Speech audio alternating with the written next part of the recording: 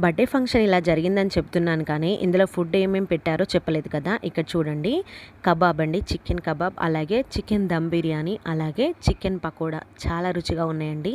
ఈ uncle prepare చేశారు, ఇందాక చూపించాను చూడండి. సూపర్ టేస్టీగా కుదిరాయి. కారం, ఉప్పు, అలాగే మసాలాలన్నీ సూపర్ టేస్టీగా ఉన్నాయి. ఎందుకంటే ఎక్కువ స్పైసీగా లేదు, అలాగని మరీ తక్కువగా కూడా లేదు. చాలా టేస్టీగా ఉన్నాయి. కబాబ్ అయితే ఈ విధంగా ప్రిపేర్ చేస్తామనేసి మళ్ళీ ఒకసారి వీడియో తీయమన్నారు అంకుల్, అందుకోసం తన కోసం తీశాను. ఫుడ్ తిన్న తర్వాత ఏదో ఒక స్వీట్ ఉండాలి కదా, దానికోసం అయితే డబల్ కమీటా చేశారు. చాలా మంది రాలేకపోయారు, వాళ్ళ కోసం అయితే సప్లై చేశారు. ఎందుకంటే వర్షం పడడం వల్ల చాలా మంది రాలేకపోయారు. అలా తినేసిన తర్వాత ఈ విధంగా అయితే ఎంజాయ్ చేసామండి. నైట్ పడుకునేసరికి 2 o'clock అయిపోయింది. ఈ విధంగా చాలా చాలా ఎంజాయ్ చేస్తూ ఇంకా తిన్నదంతా ఫుల్ డైజెషన్ అయిపోతుంది ఈ విధంగా ఆడడం వల్ల.